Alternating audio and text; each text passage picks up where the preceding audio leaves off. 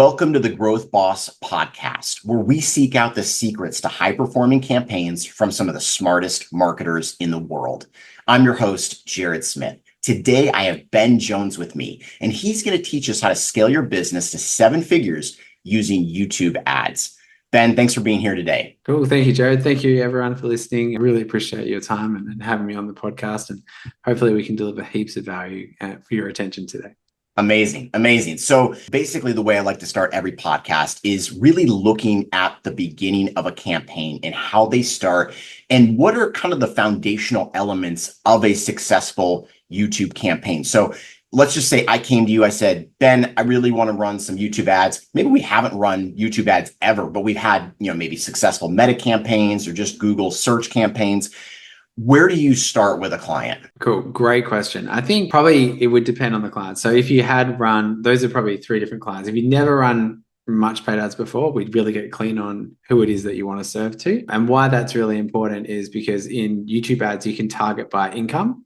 So how much money they have, which is really cool. And you can target by intent. So what intent actions they're taking or doing. And when you put that together, we call it our credit card out targeting. So getting to someone basically when they're ready to go, which is a big difference from something like Facebook, for example, where you can just have general targeting.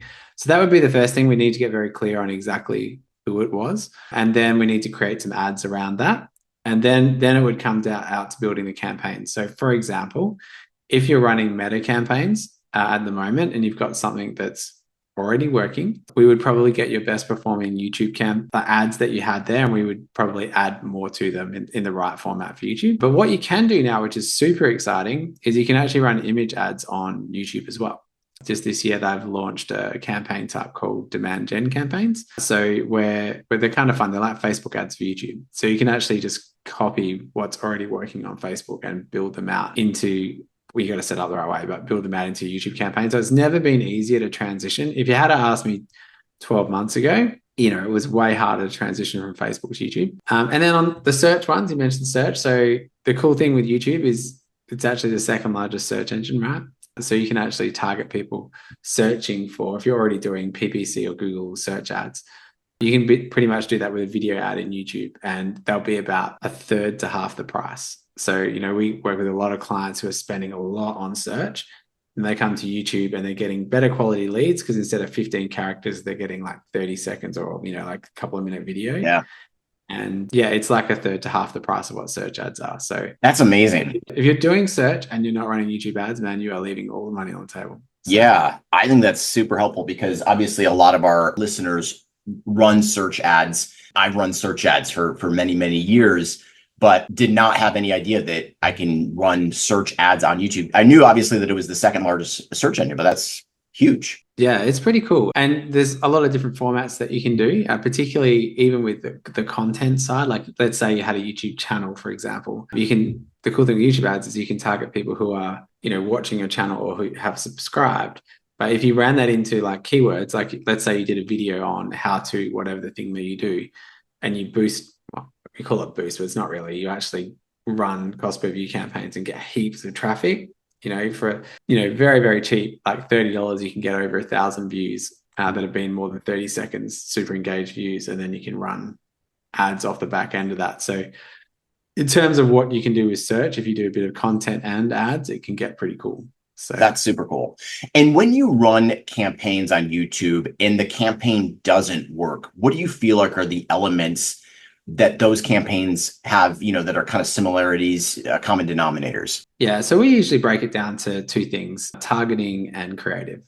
So you need to get both of those things correct. Okay. So obviously you've got to get the right campaign type and, you've got to be scaling at the right times and the right budgets at the right times and all that stuff that you normally have with any media buying, right? But I think the 2 biggest things that you want to test is you want to test your ads and your audiences. So if you've got an audience that works, test lots of creative. If you've got creative that working, you want to test lots of audiences, right? So, and they're probably the 2 things that we're switching out. I don't think it's any sort of rocket science there, but just if you've got a known thing, test against the known thing. What you real like worst case is testing new landing pages, new audiences, and new ads all at the same time and trying to pick a winner. So if you've got one, then it makes your life a lot easier. So I love it. And what do you feel like is kind of the 80-20 rule for ad creation, for the creative side of your YouTube ads? Obviously, hugely important component of that.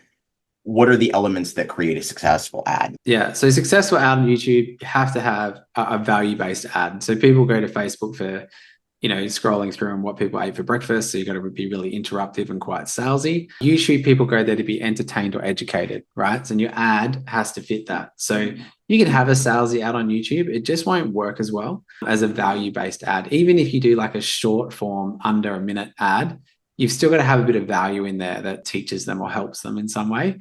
And to be perfectly honest, I think it's a better way of doing advertising anyway. If you can create an ad that actually helps someone before you get to the landing page, conversion rates are better. So Yeah.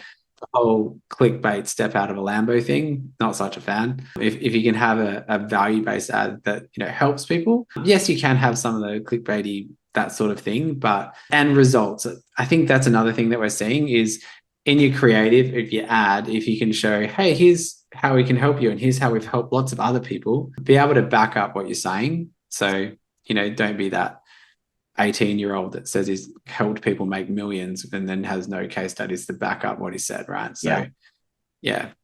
And I think you'll find, ads with proof, with a bit of value in them, they work best. And there's some structure to it as well. So, if you're looking for the right type of structure, we have a 4-part YouTube ad structure that works really well. Okay. The first one is the hook. So the first 5 seconds, any YouTube ad is super important. Okay. Because the first 5 seconds is when people can skip. So any sort of pre-roll ad, we've all been watching YouTube and all of a sudden an ad pops up and you're just counting down that 5 seconds to skip. Right? So that a good hook is the difference between $1 clicks and $2 clicks. Like if you want to get like half your ad budget, get the hook right.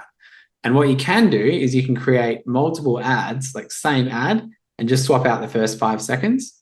And you'll find that, for one ad with 5 hooks, you get 5 ads you can test, right? Love it. So that's really cool. So a hook, first thing, super important. That's step 1 of your ad format. The next thing is what I like to call the elevator pitch. So if you're not familiar with what an elevator pitch is, it basically comes from a sales tactic of if you got the CEO in the top level of the elevator and then you had to talk to him all the way to the bottom to get a promotion, you had 30 seconds to do it. That would be your elevator pitch, right? Yeah. And in your ad, it's the same thing. Except in your elevator pitch, you want to have a bit of authority. So, for example, my hook might be something, for example, I might say something like, I don't know, are you sick of burning money on Facebook ads? Or YouTube ads are the most profitable ads on the internet, or whatever it is, right? Hook, interesting. And then from there, you would literally launch into your authority piece. So it'd be like, hey, my name's Ben. I've helped businesses generate millions of dollars across a wide range of industries. And I'm going to like to share with you what I've shared with them. And then I would say, this is the things that are important. And then I would move into my story, right?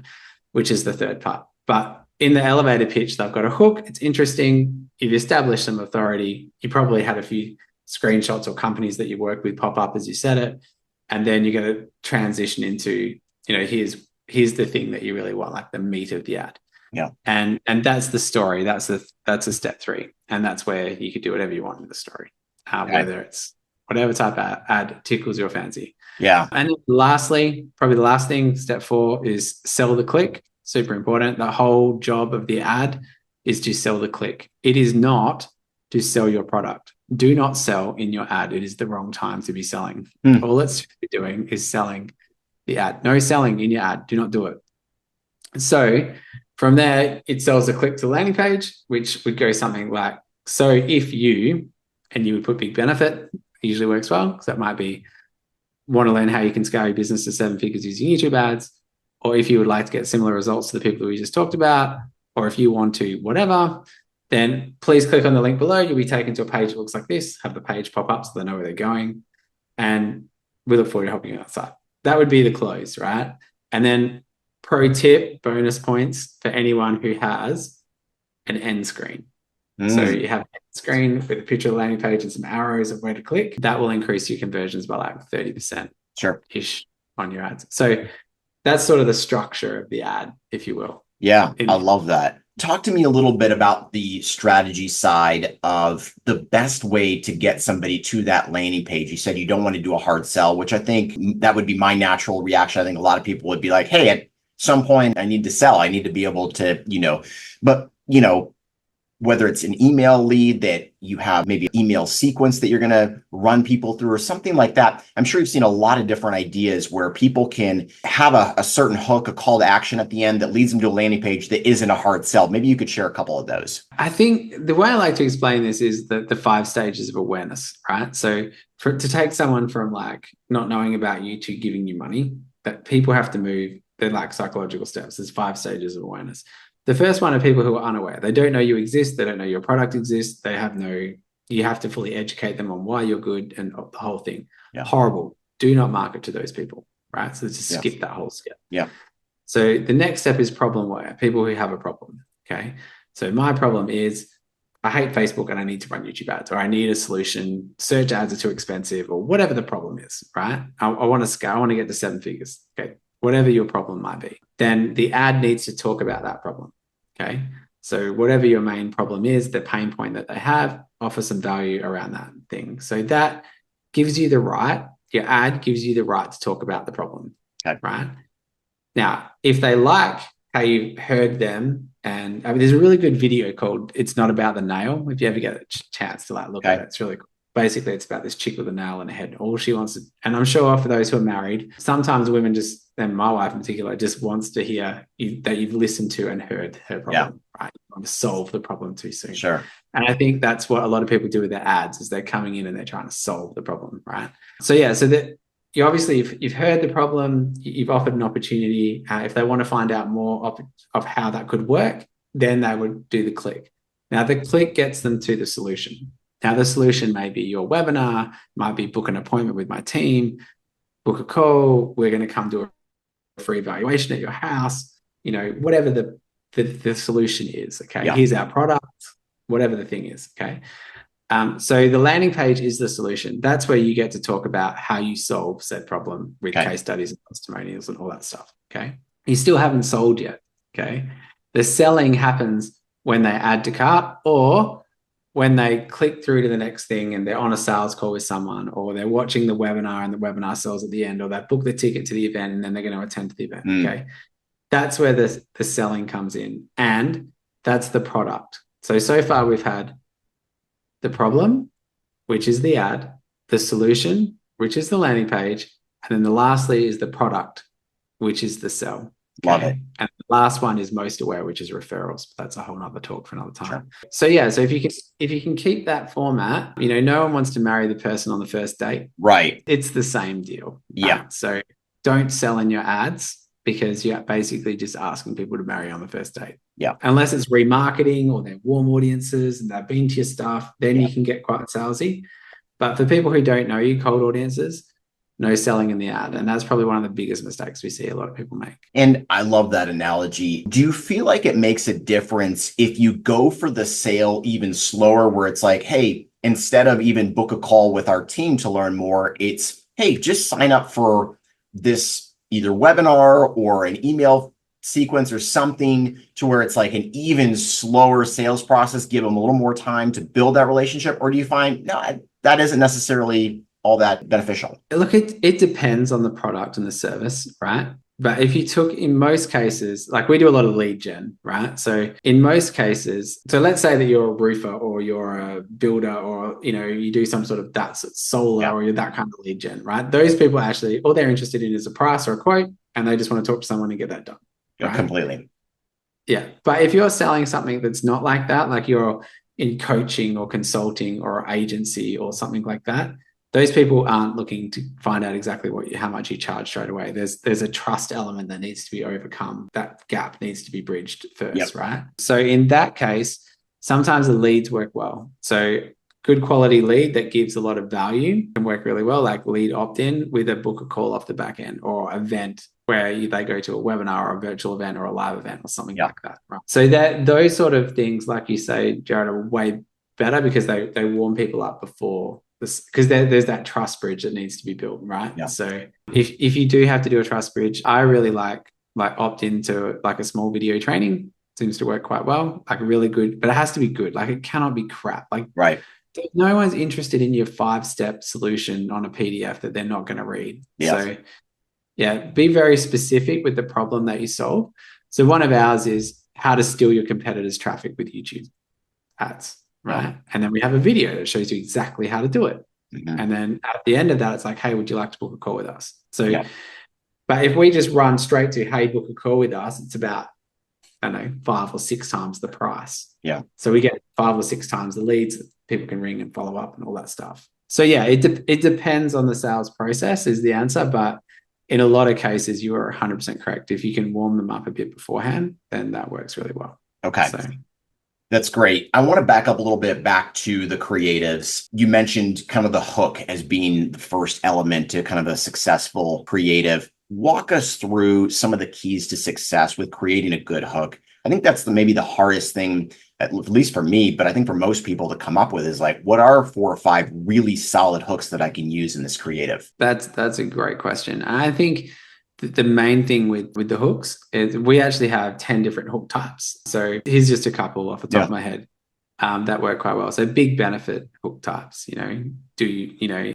whatever the big benefit is, lose weight, make more money, whatever big benefit that they've got there, save time, whatever it is in your business. Big problem that they have, like, if you're talking about, it's basically the inverse of the big solution. So this is your big, massive problem. These are the things that you want to overcome. So for example, one would be, hey, do you want to scale your business and do 7 figures YouTube ads? The other one might be, hey, are you sick of burning your money on platforms that don't work? Okay, it's the same thing, but inverse. Okay. There are a lot of different ones that you can do. Fear of missing out is another one. What are some of the ones off the top of my head? Like specific date ones. So like if you've got Valentine's Day or, some sort of thing coming up. But the one that I like the most, like my go-to, like if I had to come up with 5 hooks off the top of my head, my absolute go-to would be the rhetorical yes hook, which is if I can get someone to say yes in their head in the first 5 seconds, that's a win.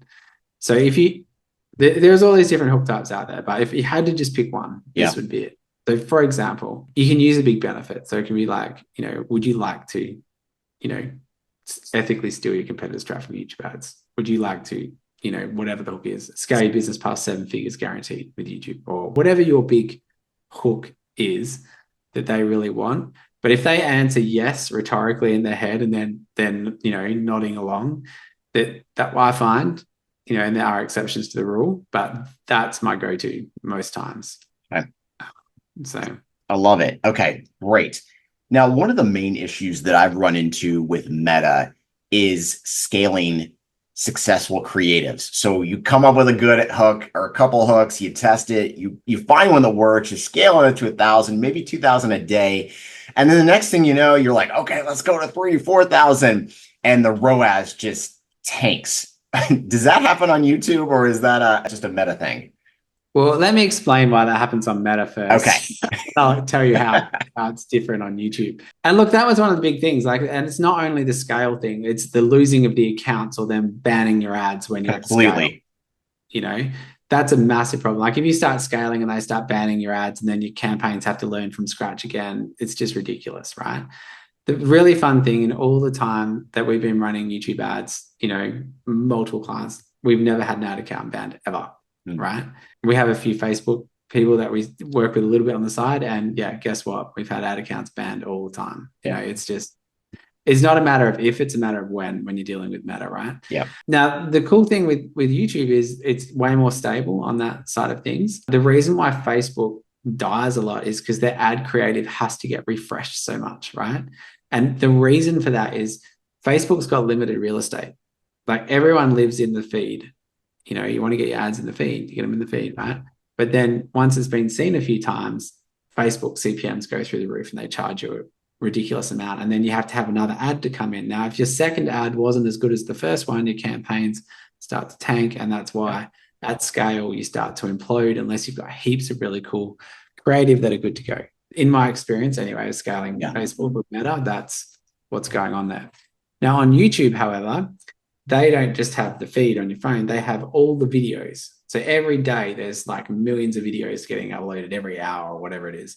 So they're not running out of places to put the ads, right? So you don't suffer from ad creative as much. So for example, we've got clients doing, over 7 figures from the sales of YouTube ad that can run the same ad for like a 7-month period, which you just can't. There's no universe where you can do that at scale on Facebook, right? And so that's one of the big differences between the two platforms, is there's just so much more out there in terms of places to put it out there. And the other cool thing is it's also the amount of saturation the platform has. So, I think that, like 90 something percent, I think it's 93% of all marketers in America are doing Facebook ads, right? Where it's under 10% on YouTube. Yeah. And they're literally got the same amount of daily users, right? So yeah, well, very similar. So it's kind of where Facebook was a decade ago. I mean, to the point of Google ads will literally give you $500 when you spend $500 of just getting started with Google ads, right? I think Facebook gave out $75 to get people started like 12 years ago. Yeah. So, and that's the difference. It's the maturity of the platform. So that's why, like, another reason why YouTube ads are just way better at scale. So, and reliable, like it's not, you don't have all the ups and downs or the revenue roller coaster of Facebook, man. It's a hard journey. So, and why do you think that that's the case where only 10% of marketers are running ads on YouTube? I think because it's harder. It's harder to play, right? So the platform, the back end is way different to Facebook. They have just done a new update on it though, which all the Google marketers are tearing their hair out about, but which has made it a bit more like the Facebook look and feel. But even just the way that the targeting works or the way that it's all set up is different. Like it's a different platform that you've got to learn. So that's instantly like a problem. But I think more to the point is YouTube ads have always been, you had to have video. So on Facebook, you can get away with a lot of image creative for a very long time, right? And it's much easier to create a bunch of image creative that you can get someone to do for you and write a bit of copy and put a Facebook ad up and away you go. Whereas YouTube ad requires a bit more thought. You've got like a minute to 3 minute ad that you need to create, and then you need to shoot the video, and then you probably need about 5 or 6 of these videos to get started. And really you want about 10. So the barrier to entry, it has been harder. And I think that's the big difference. And the other thing, if you've got a sucky video, it's just not going to work. And then people get really frustrated and they don't work. But I think the biggest problem is people come from Facebook and they basically take what's working on Facebook with their crappy Facebook targeting and they put it straight into YouTube, and they don't realize it's a different platform. Right. Sales ads they work as well. And then they spend, I don't know, $1,000 on it and go, oh, YouTube ads don't work, but they've totally missed the mark, So I think that's the other problem. So I think there's a few problems with it. But yeah, what's cool now though is now with the Facebook, the YouTube feed, particularly on mobile and some of the demand gen campaigns, you can actually run image ads on YouTube, which you couldn't do before. So and they've even introduced lookalike audiences in that one campaign type. Very cool. So they're really trying to, this year, we had beta access to it back in November, but it came out February. They spoke about social media marketing world, I think in March. But the cool thing is, like, they've just come out. They are really cool. If you're looking at taking what was working on Facebook and moving it over into YouTube, there's never been a better time to do it. So when you have, clients that try to move their ad and stuff from Meta to YouTube, and you say, the targeting isn't the same, do you find that the targeting is the bigger issue there, or the creative is the bigger issue and people are just used to a different type of creative on YouTube? Or is it maybe a mix of both? Yeah, I think it's a mix of both. I think that now that they've got YouTube Shorts out, I mean, because I've been in YouTube for many years now, but if you had asked me a couple of years ago, I would have said, oh, look, the creative is the biggest problem. But that's been really solved now. Like, we have short form ads that are working quite well in the mobile feed of YouTube Shorts because people are used to watching short form content, whereas on YouTube, because YouTube wanted to compete with TikTok and Insta and Facebook Reels and all that stuff, right? But so now they had to change the ad platform around a little bit to accommodate that ad style and, that quick content viewer. Whereas prior, if you go back 12, 18 months ago, that just wasn't a thing. Everyone was long form video ads, long form like content, long form ads. Yeah. It really has changed a lot in the last sort of 12 to 18 months. Whereas now you can. And so I think it's good that you can bring some of those ads across, but yeah, you can't put them on long form content and expect a long form content viewer to watch a very salesy quick ad. It just won't hit the mark, right? Yeah. So you kind of got two strategies going on in YouTube ads at the moment. So, okay. But the targeting, so that's the content side. Yep. The targeting is really key because you can target people based on income. That's massive, right? being able to target people, if that making sure they have money before they click ensures a way better quality of lead, right? So that's cool. And then getting the intent side right is really fun. So the analogy I use is, Facebook is great at genuine interest targeting. So being able to target a 35-year-old mom who loves surfing, chocolate, and cats and wants to have a chocolate cat on a surfboard. You can do that on Facebook, and that's amazing, right? What you can do with Google, though, is say you're making a custom cake and it costs $500 for this cake, is you can target people who are in the top 30% of income on top of that, plus target people who are literally searching in Google for cats on a chocolate cake. Yeah. So, that's the difference. And a lot of people miss those next two steps. And that's why, they don't get the same results, right? Yeah, that's cool. Can you walk us through, kind of average cost per lead that you're seeing on some of your lead gen campaigns, just broadly speaking? Yeah, so it would depend on the niche, obviously. So, I mean, if let's take, I don't know, a business or money-making niche where it was personal finance or coaching on Forex, or I don't know, marketing would probably be in the same sort of space.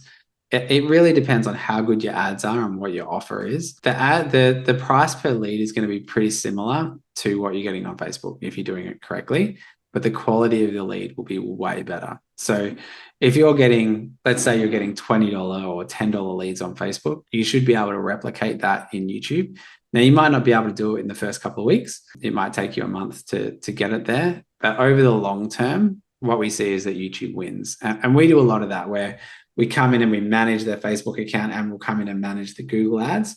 And normally, this, I can't even count how many times this has happened. People will have about 80 or 90% of their budget in Meta, and 10 or 20% of their budget in Google. And normally the story goes, oh, we're running search ads and we tried to get YouTube working, but we can't quite figure it out, right? And then what happens over about a 3-month period is we end up with about 80% of the budget in Google and YouTube, and like 10, 20% of the budget in Facebook. And Facebook's mainly just a remarketing piece because the lead quality is way better and you can usually get them cheaper as well. So I think like it's hard to just pinpoint one industry and give like a price, right? Because different offers, industries change. But I think probably a better metric would be you should be able to replicate the lead cost that you're getting on Facebook, but have a way better quality of lead. So I love that. Oh, and in search? Yeah. So just sorry to cut you off. Yeah. If you're running search and PPC, it should be half the price. So I'll just throw that out. Just amazing. Come on. So if you were to think about all the clients you worked with in your entire career, and you can probably quickly identify the few that just everything clicked, it worked really, really well together. We like to call them like the top 1% clients. And like, what do you feel like those top 1% clients had in common that allowed you to be more successful on your side? So if they already have like a landing page and a sales process that works, like a proven, like we need leads at this price and we have a sales team or we have people who can convert leads at this percentage, right? Yeah. And they know their math, right? So you would be surprised how many business owners do not know their math. A lot of them are being like, hey, we spend X amount, we make about this much in sales. But if you ask them, well, how much does a lead cost and what does it convert at? A lot of them just have no idea, right? Yeah. So the business owners that know that math, who come to us and say, we're spending, I don't know, 20, 30 grand on Facebook ads, and search usually. And, we've already got this is our sales process, whether it's an event. We do a lot of events for coaches and speakers and stuff like that. It's an event or it's a webinar or it's a, lead gen. We do a lot of lead gen for, building industry or just industry type clients, any of that stuff where it's a company who's already spending money. They've already got some ad creative and messaging that works, and they've got a proven landing page that already works. Yeah. Then we can just come in and we can just throw all the money on YouTube and scale it super quick, right?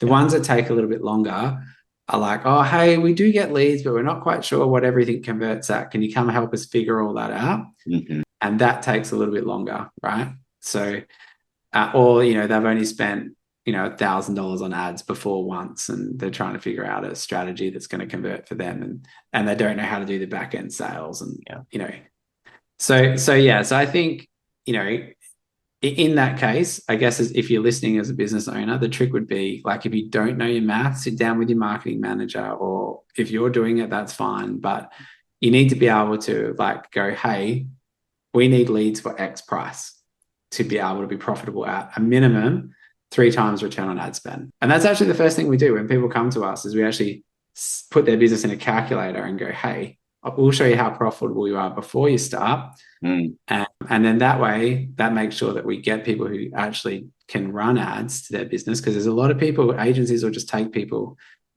tell traffic, then go, oh, hey, oops, your landing page or your sales process doesn't work. That's super unethical. They need to tell people that straight out the gate. Yeah. Exactly what we do. And then we're kind of picky on who we take, right? So we don't take everyone who applies, but it's a great process to go through as well, just to know if you don't know what it is, if you're sitting there going, I'm not sure, then yeah, that's a cool thing that we do. Yeah. But that would, if you haven't done that with someone, sit down with your marketing manager and get them to explain it, or figure it out, because if you really want to scale on any platform, you need to know that math, right? Absolutely. That's phenomenal. Ben, thank you so much for joining us today. And for those that want to get in touch with you, what's the best way for them to do that? Yeah, so just check us out. If you go to Titan Marketer with an ER on the end, so titanmarketer.com. We've got heaps of free resources and stuff there. If you wanted to connect with me personally, you can find me on LinkedIn or Instagram or something like that. And yeah, hopefully I've been able to help you guys in some way. I super appreciate you having me on, Jared, and thank you everyone for listening. If there's anything that we can do for you, let us know. And I hope you guys all get out there and crush it with some YouTube ads. Awesome. Appreciate it. Thanks so much.